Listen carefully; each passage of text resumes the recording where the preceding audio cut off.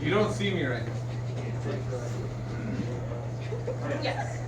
Don't put it between your legs. Get out of there. See that's the one reason, right? Your thing's falling off. What did you do? Break it. Okay. What did you do? Necessary. Sorry, Father, we can't go on. It's fine. That's how the kingdom works. Everything's broken. It's the Westfield State Kingdom. I think we're ready, Chris. 1/4 pound of ground pork, 1 teaspoon of soy sauce, sorry. This is a tale as old as 2 weeks ago. It is one of betrayal, greed, and hope that rises above it all forever. The year is 1469. In the kingdom of Scrimdim lies a peaceful, busy town filled with all sorts of people, including that one incredibly confused old man in the central hub. Where the hell am I? Ruled by the all-powerful Queen Amber Belmont, she leads her people forward with a dazzling smile and an air of beauty at her side. We go to her throne room as she sits there, pondering to herself, furrowing her big brow. Can you stand on stairs backwards?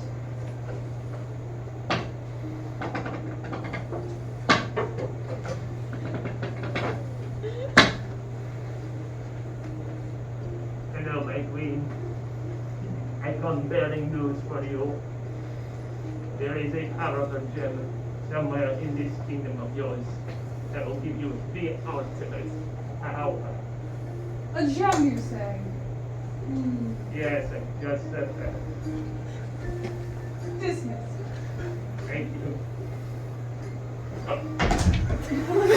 The witch lady flopped out of the room. Queen Amber sought to use this scheme to her advantage. But who would be able to take on the task at hand? There is but one individual who is fit for such a feat, whose loyalty to the Belmont name shines brighter than any other. Jacob Scrimdim, a young knight under the Belmont's royal guard. He seeks happiness for all and never fails to help those in need, except for last Sunday when he laughed in the face of the local townsman who was divorced by his now ex-wife. What Jacob was just about to receive would change his life forever.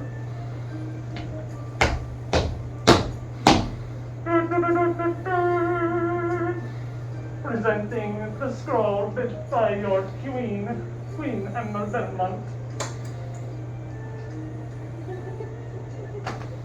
With a movement so quick, Jacob sprinted for the queen's throne room.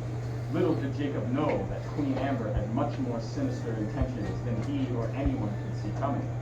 He enters the royal throne room, showing his reverence to the queen.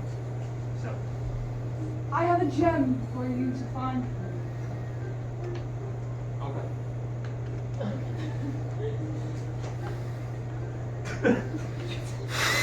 as the queen chuckled at the thought of her own grand scheme flowing in motion, Jacob headed towards the center of the kingdom's capital with a pep in his step. On his way, he notices a peculiar cluster of mushrooms, ones that look like they form a small world. Ah, Gavin, small one. Oh, Jesus Christ!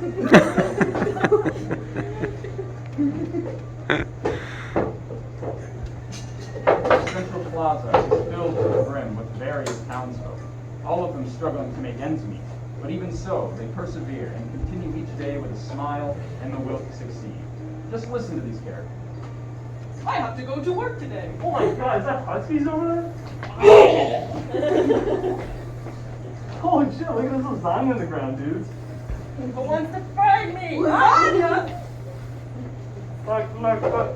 Oh God, I'm such an alcoholic. Scrimdim's finest, the crowning jewel of the plaza, was Husky Tuskies, a local pub that makes the most pure and tastiest beer in all the 7 realms. Ye old Budweiser. Since its inception, the pub has seen raving reviews from travelers near and far. It's otherworldly. It's so good it makes me want to be an alcoholic. 5 across the ass, the stomach, the brain, and the heart. Tuskies forever! Jacob, intrigued by its fame, enters the pub, grabs a seat, and meets with the bartender. Ah, yes, hello, young traveler. What will it be today? Like one of your finest drinks, please. Coming right up, sir.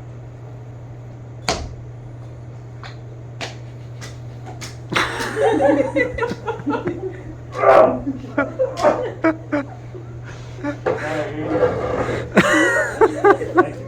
Come, Joe. Right. I'm looking for a gem. A gem, you say? Interesting. I know of one gem. I will write it down for you. 1 minute. Here you go. Thanks. Now please leave and give me my bottle back. Right, a good one. Piss off. In a discreet location, known to very few, the powerful gemstone lies traditionally. Its guardian, Lady Margaryta, a woman in sleek and shining armor, who has sworn an oath to protect the stone with her very life.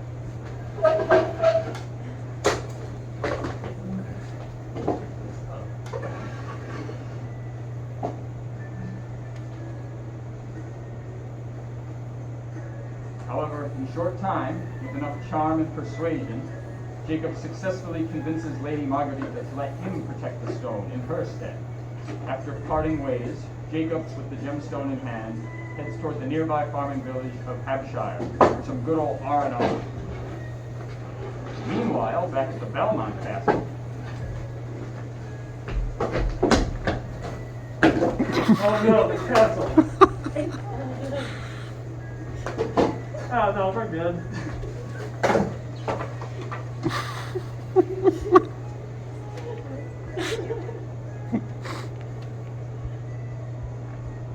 Give me the gem as soon as you can.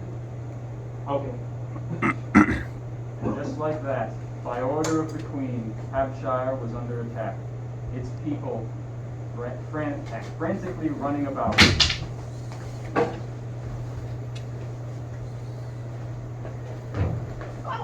Oh my god! Please, Buddy! No!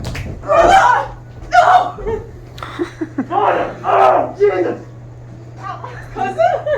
No! The Queen's champion showed no remorse in his actions and no mercy to those who pleaded with him to stop. The guards burned every last speck of the district down, leaving nothing that could implicate the Queen's hand in the massacre. But Jacob could not bear to stand idly by while this monster stained the land with the blood of its people. And so he begins drawing his blade and engages his newfound foe with all his heart.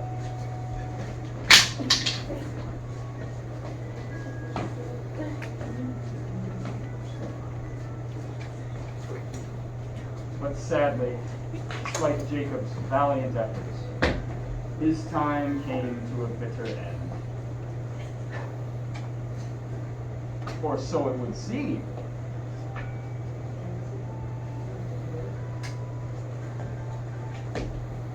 Gabrielle? The Queen's champion returns to His Highness's throne room to deliver the jewel most precious to her. She nuzzles it into her chest with a menacing grin and a violent laugh along with it.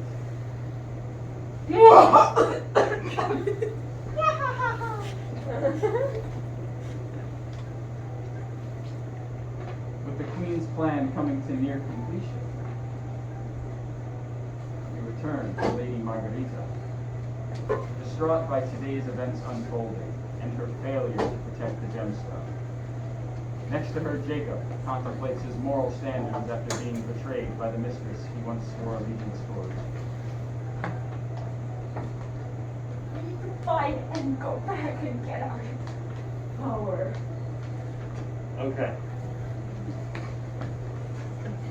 Go. By the time the heroes made their way to the volcano, the Queen's ritual had nearly been completed.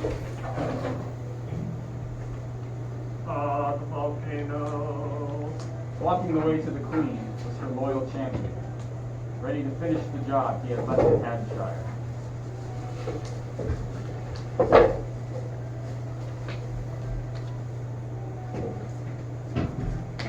But Jacob, armed with the power of friendship and a bigger sword, is ready to claim victory over the one who nearly ended his life.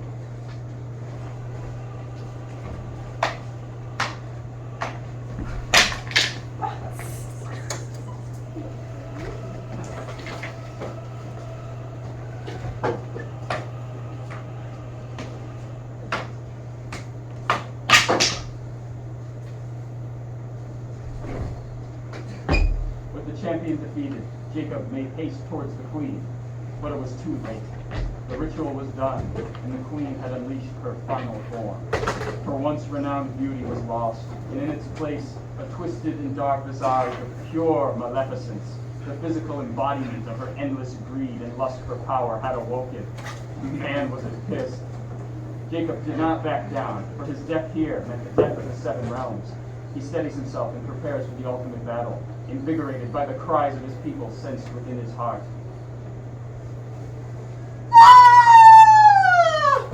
Seeing his opening, Jacob leapt like a flash, straight at the queen, and plunged his sword straight through the heart of the demon. With the queen's defeat, the kingdom of Scrimdim was finally at peace once more. Jacob, the townsfolk, his family, all the Kims and Tims of the Scrimdims could live simply, him with vim nimbly, and him scrimbly. At least for now.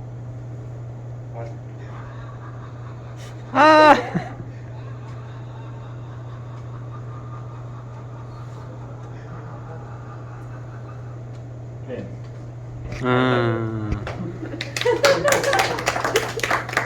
That was amazing. Yeah. I'll post it. Yeah. There you go.